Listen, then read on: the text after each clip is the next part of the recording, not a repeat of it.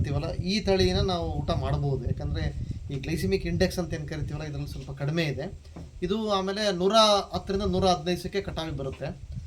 1 ಎಕರೆ ಪ್ರದೇಶಕ್ಕೆ 8ರಿಂದ 10 kgಯಷ್ಟು ಬೀಜನ ಬಳಕೆ ಮಾಡಿ ರೈತ ಬಾಂಧವರು ನಿಮಗೆ ತರಬೇತಿ ಕೊಟ್ಟು ಅದರಲ್ಲಿ ನೀವು ಮಾಡಿಕೊಂಡು ಇವತ್ತು ಎಲ್ಲ ರೈತರು 1 ಎಕರೆಗೆ ಸರಿಸುಮಾರು 10ರಿಂದ 12 ಕ್ವಿಂಟಲಷ್ಟು ಇಳುವರಿನ ತಗೊಂಡಿರೋದು ಭಾಳ ನಮಗೆ ಸಂತೋಷ ಆಗುತ್ತೆ. ಅದರಲ್ಲೂ ಪರ್ಟಿಕ್ಯುಲರ್ ಆಗಿ ಈ ಊರಲ್ಲಿ ಚದುರುಗುಳದಲ್ಲೇ ನಮ್ಮ ಅರುಣ್ ಕುಮಾರ್ ಅವರು ಸಾವಯವ ಪದ್ಧತಿಯಲ್ಲೇ ಬೆಳೆದಿದ್ದಾರೆ. ಅಂದರೆ ಯಾವುದೇ ರೀತಿ ರಾಸಾಯನಿಕನ ಬಳಕೆ ಮಾಡಿಲ್ಲ ಅವರು. ಈ ಸಾವಯವ ಪದ್ಧತಿಯಲ್ಲಿ ಬೆಳೆದು 1/2 ಎಕರೆಗೆ ಸುಮಾರು ಇದು ಮೊದಲನೇ ಪ್ರಯತ್ನ ಅವ್ರದ್ದು. ಅಡಿಕೆ ಮತ್ತು ತೆಂಗಿನ ತೋಟದ ಮಧ್ಯದಲ್ಲಿ ಅವರು ಬೆಳೆದಿದ್ದಾರೆ, ಅಡಿಕೆ ಇನ್ನೂ ಸಣ್ಣ ಗಿಡಗಳು. ಅಲ್ಲಿ ಅವ್ರಿಗೆ ಸುಮಾರು ಒಂದು 3-3.5 ಕ್ವಿಂಟಲಷ್ಟು ಇಳುವರಿ ಬಂದಿದೆ. ಅಂದರೆ ಸಾವಯವ ಪದ್ಧತಿಯಲ್ಲಿ ಅವರಿಗೆ 3.5 ಕ್ವಿಂಟಲ್ ಇಳುವರಿ ಬಂದಿದೆ. ರಾಸಾಯನಿಕ ಅಂತಂದರೆ ನೀವು ಮಾಡೋವಂಥವ್ರು ಮಾಡಿದಾಗ 1/2 ಎಕರೆಗೆ ಸುಮಾರು ಒಂದು 8-10 ಕ್ವಿಂಟಲ್ ತನಕ ನೀವು ಇಳುವರಿನ ತಗೋಬೋದು ಅಂತ ಅವ್ರು ತೋರಿಸಿದ್ದಾರೆ. ಬಸವನಗೌಡ, ಗುತ್ತಿದುರ್ಗ, ಜಗಳೂರು ತಾಲೂಕು. ನಾವು ಈಗ ಗುತ್ತಿದುರ್ಗ ಗ್ರಾಮದಲ್ಲಿ ನಮಗೆ KVK ತರಳಬಾಳು ಕೃಷಿ ವಿಜ್ಞಾನ ಕೇಂದ್ರದಿಂದ ನಮಗೆ ಒಂದು 25 ಜನ ರೈತರಿಗೆ ಭತ್ತ RNR ತಳಿಯ ಭತ್ತ ಬೀಜನ ಕೊಟ್ಟಿದ್ದರು. ಅದನ್ನು ನಾವು ನಮ್ಮ 25 ಜನ ರೈತರು ಎಲ್ಲ ಕೂರಿಗೆ ಭತ್ತ ಅಂದರೆ ನಾವೆಲ್ಲ ಟ್ಯಾಕ್ಟ್ರಿ ಮಿಷಿನಲ್ಲಿ ಭತ್ತ ಎಲ್ಲ ಬಿತ್ತಿ ಈ ಸತಿ ನಮಗೆ ಎಲ್ಲ ಚೆನ್ನಾಗಿ ಎಲ್ಲ ಅವರ ಗೈಡ್ಲೈನ್ಸ್ ಮೇಲೆ ಎಲ್ಲ ಚೆನ್ನಾಗಿ ಬಂದಿದೆ. ಈಗ ನಮ್ಮ ಭತ್ತ ಒಡೆ ದಿಂಡಿಗೆಲ್ಲ ಒಡೆ ಬಂದು ಕಾಳಲೆ ಇದಾಗ್ತಾಯಿದೆ, ಕಾಳುಗಳು ಆಗ್ತಾಯಿದೆ. ಈಗ ನಮ್ಮ ಇಳುವರಿ ಪ್ರಕಾರ ಒಂದು ಎಕರೆಗೆ 25ರಿಂದ 25 ಕ್ವಿಂಟಲ್ ಇದು ಬರ್ಬೋದು ಅಂತ ನಮ್ಮದು ವೀಕ್ಷಣೆ ಇದೆ. ಚೆನ್ನಾಗಿ ಬಂದಿದೆ ಇದು RNR ಒಳ್ಳೆ ತಳಿ. ಎಲ್ಲ ಖುಷಿ ಪಡ್ತಿದ್ದಾರೆ, ಎಲ್ಲರೂ ನಾವು ಹಾಕ್ಬೇಕು ಅಂತ ಇದ್ದಾರೆ. ಎಲ್ಲರಿಗೆ ಅವರ ಮನೆ ಊಟಕ್ಕೆ ಎಲ್ಲರೂ ಅವರವರ ಹೊಲದಲ್ಲಿ ಉಳಿಯಂಥ ಭೂಮಿ ವೇಸ್ಟ್ ಭೂಮಿಯಲ್ಲಿ ನಾವು ತಗ್ಗುವರಿ ಭೂಮಿಗಳಲ್ಲಿ ಎಲ್ಲರೂ ನಾಟಿ ಮಾಡ್ಕೋಬೋದು, ಇಲ್ಲ ಬಿತ್ಕೊಂಡು ಬೆಳಿಬೋದು. ಚೆನ್ನಾಗೈತೆ, ಒಳ್ಳೆ ಊಟಕ್ಕೆ ಒಳ್ಳೆ.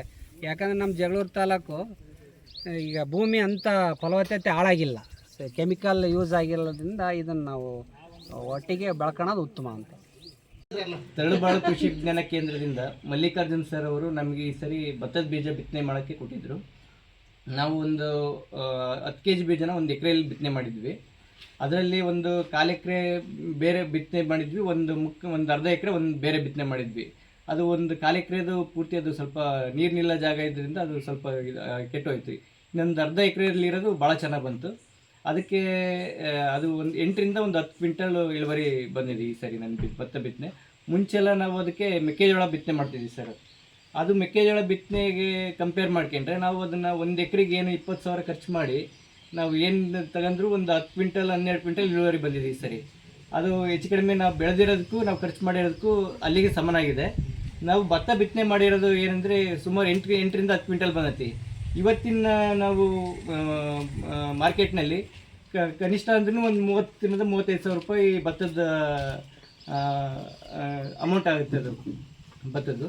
ಹಾಗಾಗಿ ಭತ್ತಕ್ಕೆ ಕಂಪೇರ್ ಮಾಡ್ಕೊಂಡ್ರೆ ಅಲ್ಲಿ ಮೆಕ್ಕೆಜೋಳ ಕಂಪೇರ್ ಮಾಡ್ಕೊಂಡ್ರೆ ಭತ್ತದ ಇಳುವರಿ ಭತ್ತದ ಬಿತ್ತನೆ ಉತ್ತಮ ಅಂತ ನಮ್ಗೆ ಅನಿಸ್ತು. ಮೇವು ಸರ್ ಮೇವು ಒಂದು 20ರಿಂದ 25 ಗಂಟೆ ಮೇವಾಗಿದೆ.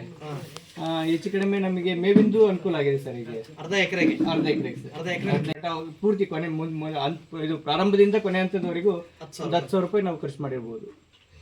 ಇಳುವರಿನೂ ಒಂದು 8ರಿಂದ 10 ಕ್ವಿಂಟಲ್ ಇಳುವರಿ 1/2 ಎಕರೆಗೆ ಒಂದು 8 ಕ್ವಿಂಟಲ್ ಮೇಲಂತೂ ಇದೆ ಸರ್. ಅದು ಅಪ್ರಾಕ್ಸಿಮೇಟ್ ನಾವು ತೂಕ ಮಾಡಿರಲಿಲ್ಲ, ಒಂದು 8 ಕ್ವಿಂಟಲ್ ಅಂತೂ ಇರ್ಬೋದು ಸರ್. ಅದು ಮೊದಲನೇ ಸರಿ ಬೆಳೆದ್ರ? ಹಾಂ ಸರ್, ಹೌದು ಮೊದಲನೇ ಸರಿ ಬೆಳೆದ್ರೆ. ನೆಕ್ಸ್ಟ್ ಇಯರ್ ಏನು ಪ್ಲಾನ್ ಹೇಳ್ರಿ ಸರ್? ನೆಕ್ಸ್ಟ್ ಇಯರ್ ನಾವೆಲ್ಲ ಅಲ್ಲ ಸರ್, ನಾವು ನೆಕ್ಸ್ಟ್ ದೊಡ್ಡ ರೈತರೆ. ನಾವು ಮುಂಚೆಲ್ಲ ಬೆಳೀತಿದ್ದು 50 ಎಕರೆ ತನಕ ಮೆಕ್ಕೆಜೋಳನೇ. ಮೆಕ್ಕೆಜೋಳ ನಾವು ಖರೀದಿನೂ ಮಾಡ್ತೀವಿ, ಮೆಕ್ಕೆಜೋಳ ಬೆಳೆನೂ ಬೆಳಿತೀವಿ. ಸಾಕಷ್ಟು ಇಲ್ಲ ಮುಂಚೆ ಇದನ್ನ ಮಾಡಿದೀವಿ. ಬಟ್ ಇದು ಉತ್ತಮ ಸರ್. ಈಗ ಭತ್ತ ನೋಡ್ಕೊಂಡ್ರೆ ಭಾಳ ಉತ್ತಮ ಆಗ್ತಾ ಇದೆ. ನಾವು ಮೆಕ್ಕೆಜೋಳ ಈಗಿನ ಖರ್ಚು, ಆಮೇಲೆ ಬಿತ್ತನೆ ಖರ್ಚು, ಮುರಿಯೋ ಖರ್ಚು, ಒಕ್ಕಣಕ್ಕೆ ಎಲ್ಲ ನೋಡಿದರೆ ಮೆಕ್ಕೆಜೋಳದ್ದು ದುಬಾರಿ ಖರ್ಚಾಗ್ತಿದೆ ಸರ್. ಈಗ ಪ್ರಸ್ತುತ ಬರ್ತಾ ಮೆಕ್ಕೆಜೋಳ ರೈತರು ಹೆಂಗಂದರೆ ಬರೋ ಉತ್ಪಾದನೆಗೆ ಬೆಳೆಯೋಕೆ ಆಗ್ತಾಯಿಲ್ಲ ಸರ್. ಈಗ ಅದೇನು ಬರ್ತಾ ಇದೆ 10ರಿಂದ 12 ಕ್ವಿಂಟಲ್ ಇಳುವರಿ ಬರ್ತಾ ಇದೆ. ಇವತ್ತಿನ ಮಾರ್ಕೆಟ್ ರೇಟ್ 1,800ರಿಂದ 1,900 ರೂಪಾಯಿ. ಆ ವೆಚ್ಚಕ್ಕಾಗಿ ರೈತರಿಗೆ ಏನು ಉಳಿತಾ ಇಲ್ಲ. ಆಮೇಲೆ ಇದು ಭತ್ತ ಅಟ್ಲೀಸ್ಟ್ ಬೆಳೆದಿದ್ದು ಸ್ವಲ್ಪ ಊಟ ಮಾಡ್ಬೋದು ನಮ್ಮ ಹೊಲದಿಂದ ಬೆಳೆದಿರೋದು. ಆಮೇಲೆ ಈಗ ಕಂಪೇರ್ ಮಾಡ್ಕೊಂಡ್ರೆ ನಾವು ಮೆಕ್ಕೆಜೋಳಕ್ಕೆ ಮಾಡ್ಕೊಂಡ್ರೆ ಇದು ಲಾಭದಾಯಕನೂ ಇದೆ ಸರ್. ಈಗ ಹೆಚ್ಚು ಕಡಿಮೆ ಬೆಳೆದು ಜಾಸ್ತಿ ಪ್ರಮಾಣದಲ್ಲಿ ಬೆಳೆದ್ರೆ ಲಾಭನೂ ಆಗುತ್ತೆ ಭತ್ತ. ಈಗ ಏನಾರ ಚೆನ್ನಾಗಿ ನಾವು ಏನಾರ ಸ್ವಲ್ಪ ಆಸಕ್ತಿಯಿಂದೇಳಿ ಸರಿಯಾದ ಸಮಯಕ್ಕೆ ಅದಕ್ಕೆ ಬೇಸಾಯ ಮಾಡಿ ಕಳೆ ಮಾಡಿ ಎಲ್ಲ ಸರಿಯಾಗಿ ನೋಡ್ಕೊಂಡ್ರೆ ಈ ಲಾಭದಾಯಕವಾಗಿಯೂ ಅದನ್ನ ಬೆಳೆನ ಮುಂದುವರ್ಸ್ಕೊಂಡು ಹೋಗ್ಬೋದು sir. Theertha Prakash sir Hodigere, survey number 138/3 sir ಇದು. ಓಕೆ. ನಾವು ಈ ಕುಷ್ಕಿ ಪದ್ಧತಿಯಲ್ಲಿ ಜೋಗು ಪ್ರದೇಶದಲ್ಲಿ ಭತ್ತ ಬೆಳೆದಿದ್ದೀವಿ ಸರ್. Very good. ಇದಕ್ಕೆ ಯಾವುದೇ ನೀರಿನ ಆಶ್ರಯ ಇಲ್ಲ, ಯಾವುದೂ ಇದಿಲ್ಲ ಸರ್. ಹಾಗಾಗಿ ನಮ್ಮ ಸ್ವಂತ ಅನುಭವದ ಮೇಲೆ ಬೇಸಾಯ ರೂಪದಲ್ಲಿ ಈ ಭತ್ತ ಬೆಳ್ಕೊಂಡು ಇದು ಮಾಡಿದ್ದೀವಿ ಸರ್. Very good. ಮುಂಚೆ ಎಲ್ಲ ಇದು ಬೆಳೆ ಆಗ್ತಿರಲಿಲ್ಲ ಸರ್. ಚೌಳು ಭೂಮಿ ಆ ಥರ ಆಗಿಬಿಟ್ಟು ನೀರು ನಿಂತ್ಕೊಂಡು ಬೆಳೆ ಆಗ್ತಿರಲಿಲ್ಲ, ಯಾವ ಬೆಳೆನೂ ಆಗ್ತಿರಲಿಲ್ಲ. ಅದಕ್ಕೆ ಇದು ಹೊಸ ಪ್ರಯೋಗ ಅಂತಂದೇಳಿ ಸಾರ್ನ ಭೇಟಿ ಮಾಡಿ ಅವ್ರ ಹತ್ರ ಮಾಹಿತಿ ತೊಗೊಂಡು ನನ್ನ ಮಗ ಇದು ಈ ಥರ ಬೆಳೀಲಿಕ್ಕೆ ನಮಗೆ ಶಿಫಾರಸು ಮಾಡಿ ಇದು ಮಾಡಿದ್ದಾರೆ ಸರ್. ಸರಿ, ತರಳಬಾಳು ಕೃಷಿ ಕೇಂದ್ರದಲ್ಲಿ ಸಾರ್ ಹತ್ರ ಭೇಟಿ ಮಾಡಿ ನಾವು ಮಲ್ಲಿಕಾರ್ಜುನ್ ಸರ್ನ ಭೇಟಿ ಮಾಡಿ ಅನುಭವ ಅವ್ರ ಹತ್ರ ತಿಳ್ಕೊಂಡು ಈ ಪದ್ಧತಿ ಬೆಳೆದಿದ್ದೀವಿ ಸರ್. ನಿಮ್ಮ ಸುತ್ತಮುತ್ತಲು ಏನು ಬೆಳೀತಾರೆ ಇಲ್ಲಿ? ಸುತ್ತಮುತ್ತಲು ಮೆಕ್ಕೆಜೋಳ ಬೆಳೀತಾರೆ ಸರ್. ನೀವು ಹೋದ ವರ್ಷ ಮೆಕ್ಕೆಜೋಳ ಬೆಳೆದಿದ್ರಾ? ಬೆಳೆದಿದ್ದೆ ಸರ್, ಅದು ಬೆಳೆ ಆಗಲಿಲ್ಲ. ಕರೆಕ್ಟ್. ಈ ವರ್ಷ ಇದಕ್ಕೆ ನೀವು ಸಂದಿಗ್ಧ ಪರಿಸ್ಥಿತಿಯಲ್ಲಿ ನೀರು ಹೆಂಗೆ ಹಾಸಿದ್ರಿ? ನೀರು ಸ್ಪ್ರಿಂಕ್ಲರ್ ರೂಪದಲ್ಲಿ ಮಾಡ್ಕೊಂಡು ಮಾಡಿದ್ದೀನಿ ಸರ್. Very good. ಈಗ ಇದನ್ನ ಮುಂದೆ ನಿಮ್ಮ ಊರಿನ ಜನಗಳಿಗೆ ಸ್ವಲ್ಪ ತೋರಿಸಿ ಮಾಹಿತಿ ಕೊಡ್ಬೋದಲ್ಲ? ಕೊಡ್ತೀವಿ ಸರ್. ಅರುಣ್ ಕುಮಾರ್ ಅಂತೇಳಿ ಚದರೊಳ ಗ್ರಾಮ, ಜಗಳೂರು ತಾಲೂಕು, ಬಿಳ್ಚೋಡು ಹೋಬಳಿ. ನಾವು ತರಳಬಾಳು ಕೃಷಿ ವಿಜ್ಞಾನ ಕೇಂದ್ರದ ಅವರ ಮಾರ್ಗದರ್ಶನದಲ್ಲಿ RNR ಸಾಲು ಭತ್ತವನ್ನು ಮಾಡಿದ್ದು ಒಳ್ಳೆಯ ಇಳುವರಿ ಬಂದಿದೆ. ಅಂದರೆ ನಮ್ಮ ಬಯಲು ಸೀಮೆಯಲ್ಲಿ ನಮಗೆ ತಕ್ಕಂಥ ಒಂದು ಇಳುವರಿ ಬಂದಿದೆ. 3.5 4 ಕ್ವಿಂಟಲ್ ಅಂದ್ಕೊಂಡಿದ್ದೀವಿ. ಅಂದರೆ ಅವರ ಮಾರ್ಗದರ್ಶನದಲ್ಲಿ ಅವರು ಕೊಟ್ಟಂಥ ಇದರಲ್ಲಿ ಒಳ್ಳೆಯ ಮಾರ್ಗದರ್ಶನದಲ್ಲಿ ನಾವು ಒಳ್ಳೆ ಬೆಳೆಯನ್ನು ಬೆಳೆದಿದ್ದೀವಿ. ಅವ್ರು ಹೇಳಿದಾಗ ಯಾವ ಥರ ಬೆಳೆಯನ್ನು ನಾವು ಬೆಳೆದಿರ್ತಕ್ಕಂಥದ್ದು ಆರ್ಗ್ಯಾನಿಕಲ್ಲಿ ಬೆಳೆದಿದ್ದೀನಿ ನಾನು. ಅಂದರೆ ನಾವೇ ಕೆಮಿಕಲ್ ಮಾಡ್ಕೊಂಡು ಯಾವುದೋ ಔಷಧಿ ಅವನ್ನೆಲ್ಲ ನಾವೇ ಮಾಡ್ಕೊಂಡು ಬೆಳೆದಿದ್ವಿ. ಅಂದರೆ ಗೊಬ್ಬರ ಕೊಟ್ಟಿಲ್ಲ, ನಾವೇ ಜೀವಾಮೃತ, ಗೋಕುಪಾಮೃತ ಮತ್ತು ಇದನ್ನೆಲ್ಲ ಸ್ಪ್ರೇ ಮಾಡಿಬಿಟ್ಟು ಬೆಳೆದಿದ್ದೀವಿ. ಅಂದರೆ ಈ ನಾವು ಬಯಲು ಸೀಮೆಯಲ್ಲಿ ಬೆಳಿಬೋದಂತ ಒಂದು ಇದು ಆಸಕ್ತಿ ಹುಟ್ಟಿದೆ. ಅಂದರೆ ಬೆಳಿಬೋದು, ನೆಕ್ಸ್ಟ್ ಇನ್ನೂ ಚೆನ್ನಾಗಿ ಬೆಳಿಬೋದು ಅಂತಂದು ಇದು ಅನಿಸಿಕೆ. ನಾವು ಇದು ರಾಗಿ ಬಿತ್ತ ಮಿಷಿನಲ್ಲಿ ಕೂಡಿಯಲ್ಲಿ ಬಿತ್ತಿಸಿದ್ವಿ.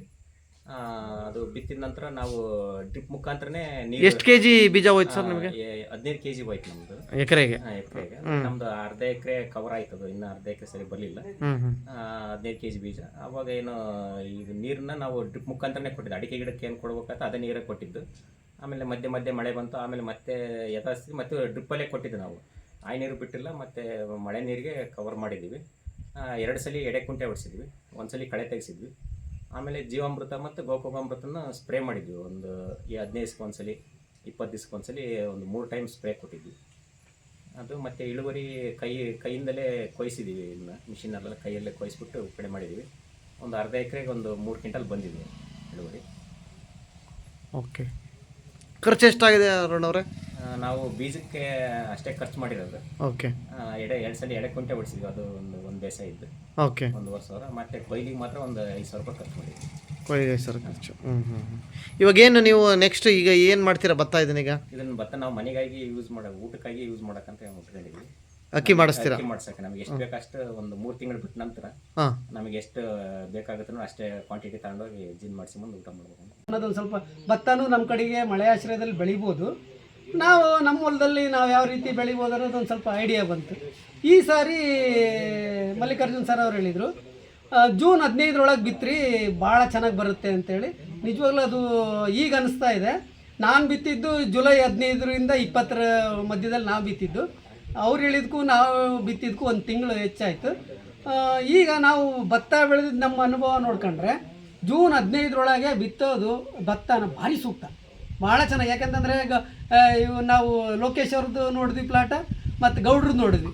ಅದ್ಭುತವಾದಂಥ ಒಳ್ಳೆ ಗದ್ದೆ, ದಾವಣಗೆರೆ ಆ ಕಡೆ ಚಾನಲ್ ಕಡೆ ಗದ್ದೆ ನೋಡ್ದಂಗೆ ಆಗ ಅಷ್ಟು ಚೆನ್ನಾಗಿ ಬಂದಿತ್ತು. ಉಳಿದವ್ರದ್ದು ಬೇರೆಯವ್ರ ಪ್ಲಾಟ್ ನಾವು ನೋಡಿಲ್ಲ, ಅವ್ರದ್ದು ಚೆನ್ನಾಗಿದೆ ಅಂತೇಳಿ ಅಂದ್ಕೊಂಡಿನಿ. ಅದೇ ರೀತಿ ನಾನು ಅರುಣನ್ ಮಾತ್ರ ನೋಡಿದ್ದೆ. ಮೆಕ್ಕೆಜೋಳಕ್ಕಿಂತ ಭತ್ತನೇ ಚೆನ್ನಾಗಿ ಅನಿಸಿತ್ತು. ಈಗಿನ ಭತ್ತದ ರೇಟು ಖರ್ಚು ನೋಡಿದರೆ 1 ಕ್ವಿಂಟಲ್ ಭತ್ತ ಅಲ್ಲ ಮೆಕ್ಕೆಜೋಳ ಮಾರಿದ್ರೆ 1 ಪ್ಯಾಕೆಟ್ ಮೆಕ್ಕೆಜೋಳದ ಬೀಜ ಬರ್ತವೆ, ಮತ್ತು ಕಳೆನಾಶಕಂತೆ ಅದು ಇದು ಭಯಂಕರ ಖರ್ಚು ಬರುತ್ತೆ. ಅದನ್ನು ನೋಡಿದರೆ ನೀವು ಹೇಳ್ದಂಗೆ ಮೇ ಕೊನೆಯ ವಾರದಲ್ಲಿ ಬಿತ್ತಿದ್ರೆ ಇನ್ನೂ ಚೆನ್ನಾಗಿ ಸರ್. ಮಳೆಗಾಲದಲ್ಲೇ ಪೂರ್ತಿ ಬಂದ್ಬಿಡುತ್ತಲ್ಲ. 15 ಕ್ವಿಂಟ್ಲಿ ಬರಲಿ ಅಣ್ಣ. ಚೆನ್ನಾಗಿದೆ. ಆರಾಮ್ ಬೆಳಿಬೋದು. ಅಲ್ಲ ಈಗ ನೀವು ಆರೋಗ್ಯದ ಬಗ್ಗೆ ಮಾತಾಡಿದ್ರಲ್ಲ, ಅಂದ್ರೆ ಹೆಂಗೆ ಆರೋಗ್ಯ ಭತ್ತ ಬೆಳ್ಕೊಂಡು ಇಂಪ್ರೂವ್ ಮಾಡ್ಕೋಬಹುದು ಅನ್ನೋದು ಒಂದು ಹಂಗೆ ಒಂದು ಹೇಳಿ.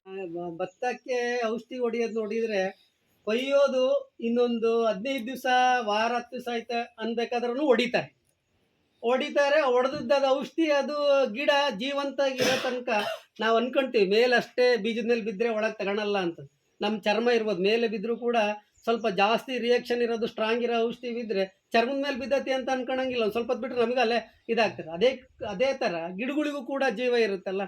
ಕೊನೆಯ ಕ್ಷಣ ನಾವು ಜೀವ ಇರೋ ತನಕನೂ ಕೂಡ ಅದು ಅಬ್ಸರ್ವ್ ಮಾಡ್ತಾನೆ ಇರ್ತದೆ. ಪ್ರಕೃತಿಯಲ್ಲಿ ತನ್ನ ಮೈ ಮೇಲೆ ಬಿದ್ದಂಥದ್ದು ಏನಾದರೂ ಕೂಡ ಅಬ್ಸರ್ವ್ ಮಾಡುತ್ತೆ. ಅದನ್ನು ತನ್ನ ಪ್ರಾಡಕ್ಟಿಗೆ ಅಂತಂದರೆ ಬೀಜಕ್ಕೆ ಕೊಟ್ಟೆ ಕಳಿಸ್ತದೆ. ತನ್ನ ಮೈ ತುಂಬ ಅದು ವಿಷನ ಮಾಡಿರೋ ಏನು ಪ್ರಕೃತಿಯಿಂದ ತಗೊಂಡಿರುತ್ತೋ ಅದನ್ನೆಲ್ಲ ತನ್ನ ಗಿಡ ಪೂರ್ತಿ ಆವರಿಸಿರುತ್ತೆ. ಅದನ್ನು ನಾವು ಅಕ್ಕಿ ರೂಪದಲ್ಲಿ ನಾವು ಅದನ್ನು ಸೇವನೆ ಮಾಡಿದಾಗ ಅದು ಯಾವ ರೀತಿ ಎಫೆಕ್ಟ್ ಆಗುತ್ತೆ ಅನ್ನೋದು ಎಲ್ಲರಿಗೂ ಸಾಮಾನ್ಯ ಗೊತ್ತಿದ್ದೇ ಇದೆ. ಅಲರ್ಜಿ ಆಗಿರ್ಬೋದು, ಇನ್ನೇನೆಲ್ಲ ತೊಂದರೆ ಇರ್ಬೋದು.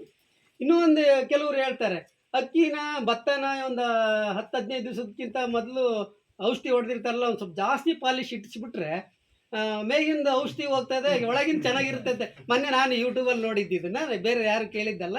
ಅದನ್ನು ನಾವು ಎಷ್ಟು ದಡ್ರಿದ್ದೀವಿ ಅಂತೇಳಿ ಅದು ಎಲ್ಲ ಕಡೆ ಸೇರಿರುತ್ತೆ, ಮೇಲಷ್ಟೇ ಸೇರಿರಲ್ಲ. ಇದರಿಂದ ನಾವು ಇದನ್ನೆಲ್ಲ ತಿಳ್ಕೊಂಡು, ಈಗ ನಮ್ಮಲ್ಲೇ ಇದೆ ಎಲ್ಲ ಮೊಬೈಲ್ ಇದೆ, ಮೊಬೈಲಲ್ಲಿ ಒಳ್ಳೆಯದು ನಾವು ಆರಿಸ್ಕೊಂಡ್ರೆ ಇದರಲ್ಲಿ ಸಾಕಷ್ಟು ಮಾಹಿತಿ ಸಿಗುತ್ತೆ. ಇದನ್ನು ಉಪಯೋಗಿಸ್ಕೊಂಡ್ರೆ ನಮ್ಮ ಆರೋಗ್ಯದ ಬಗ್ಗೆ ಸಾಕಷ್ಟು ನಾವು ಆರೋಗ್ಯನ ಎಷ್ಟು ಚೆನ್ನಾಗಿ ಇಟ್ಕೊಳ್ತೀವಿ. ಮುಪ್ಪಿನ ಕಾಲದಲ್ಲಿ ಅಷ್ಟೇ ಚೆನ್ನಾಗಿ ಇರ್ತೀವಿ. ಬೇರೆಯವ್ರನ್ನ ಯಾರನ್ನೂ ಅವಲಂಬಿಸ್ದಂಗೆ ನಮ್ಮನ್ನು ನಾವು ಕಾಪಾಡಿಕೊಂಡು ಚೆನ್ನಾಗಿ ಒಳ್ಳೆಯ ಜೀವನ ನಡೆಸ್ಬೋದು ಅಂತ ಹೇಳ್ತಾ ನಾನು 2 ಮಾತನ್ನು ಮುಗಿಸ್ತೇನೆ.